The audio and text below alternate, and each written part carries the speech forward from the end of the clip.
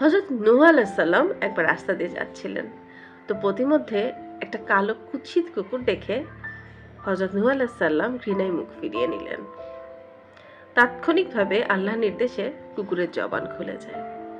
কুকুর তখন নবীকে বলে, হে নূহ, তুমি কি জানো না যে আমার এই আকৃতি আমাকে আল্লাহ তাআলাই দিয়েছেন? যদি আমার আকৃতি আমার হাতেই থাকতো, আমি কখনোই আমার এই আকৃতি মেনে নিতাম না।